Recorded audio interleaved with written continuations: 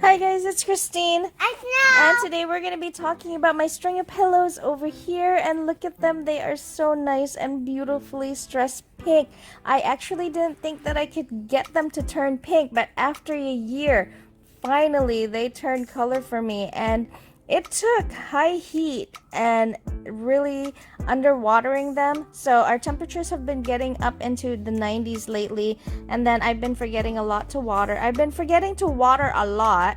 So now they've only been getting a little bit of rain here and there whenever it does rain, but for the most part they have been really underwatered, and they finally started turning this nice reddish pinkish yellowish stress colors for me, and the pot looks really beautiful. Although as you can see, the stems, they are a little bit bare because I did lose a few leaves. They also actually bloomed, and the flowers have pretty much dried up now. They pretty much really look like that. They didn't look anything special, but the plant itself looks really good. I love the beautiful pink color. I honestly thought that I could only get these stress colors if it was cold, but extreme heat can actually also do the same thing, although you will lose a few leaves in the process. Now over here we have a green pot of string of pillows. This one receives more water than the other one. As you can see, it's also in a plastic pot, so it does retain more water. I have this one mainly for propagation. I will be cutting from this, and I'm actually going to send some off to a friend, because it would be safer for me to send cuttings of this in the mail than it would for the really stressed pink one that we have. You can see that they are well watered, and here is the stressed pot of the string of pillows. The leaves are a lot smaller and a lot thinner than the bigger pot that I showed you there of the green one. See that? So the chances of this surviving in the mail and not completely drying up is a little bit less than if I were to send cuttings from the green pot. Eventually, all you have to do is propagate it, stick it into the soil, and when it does get stressed, that same green one will eventually turn this beautiful pink and yellow colors. So we're gonna get on to propagation, and I will show you how.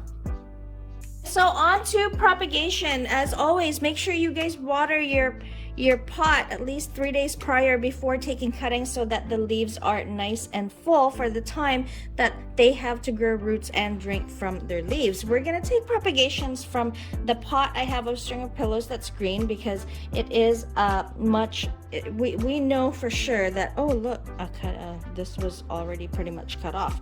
We know for sure that this is more likely to survive than the stress pot, one pot or stem that is underwatered, because it does have more water reserves. Now this is really easy. All you have to do is take cuttings of whatever long ones that you have there. Like I have this one here, so I will just cut right there, and you see that is a nice one. Just cut wherever you feel you want to cut. So there's another one. You can take short cuttings or long cuttings.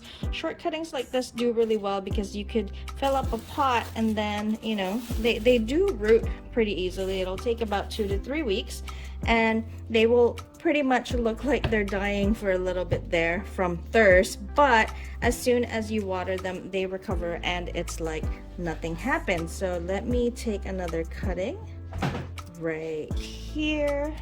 There you go. They also propagate really well from leaf. I'm just cutting here so it doesn't really look like I took much from the pot. And there's another one, and cutting the ones pretty much right on top. You can see when I bring it up close, you can see there's already actually a root right there. So you could actually plant this in the soil already. Just don't water it right away, because this stem is still has an open wound. Let that callus, will probably take a day or two, and then it will be fine. But look, some of the roots have already started growing down here in the bottom. That is how easily they root.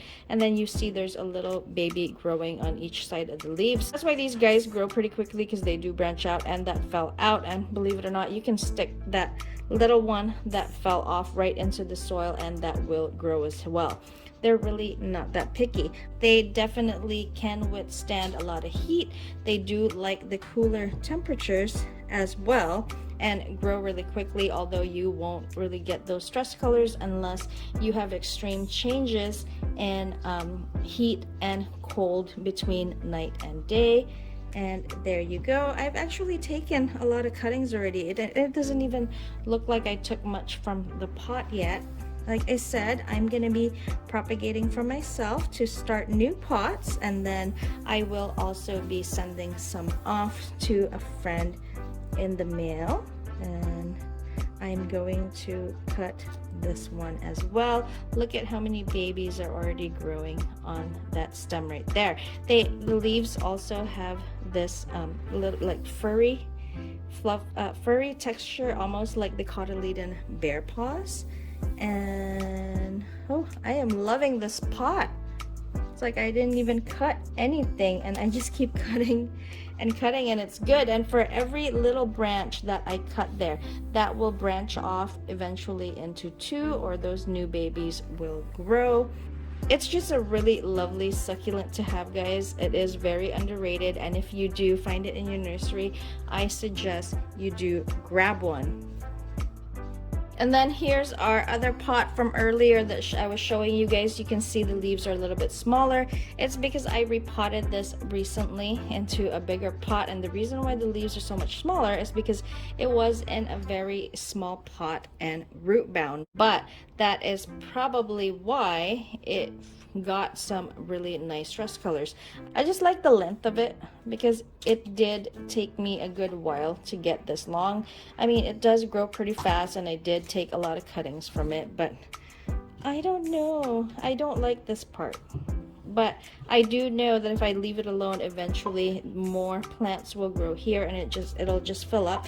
And like I said, they also do grow from leaves, so if you have any loose leaves, you just throw it back in the pot, and those will grow new babies as well. Now, soil. They're not very picky with soil. You could actually use a regular potting mix that you have. Maybe just not potting soil, but just regular potting mix if you have any for like your flowers and stuff, and they will be absolutely fine with that. You don't necessarily need succulent soil, but that's pretty much all I have, so that's what I'm gonna use. You can take some of the bottom leaves just like this. See, so I have 2 bottom leaves here. Just take 2 out. You can propagate these, so you just stick it into the soil like that. As long as you know that they're not gonna get it's okay. As long as you know that they're not gonna get wet, make sure you place them in an area while they're rooting where they won't get wet, just in bright light. They will be just fine, because you don't want those open wounds to rot. So you just simply stick it in the soil like this. These are really easy plants to propagate, guys. Like I said, they root really quickly, and they fill in fairly quickly as well. I'm just taking the bottom leaves and sticking it directly into the soil. Form it the way you would want it to form, the way you'd like it to hang. I typically like to fill up the pot. So there's some leaves, and you'll be surprised, guys, at how quickly they grow. I love them. I picked these up. I actually didn't even want them because they didn't look so great in the pot. First of all, there was probably like 3 cuttings in one small pot like this, guys, and within a year I had a really full pot of them.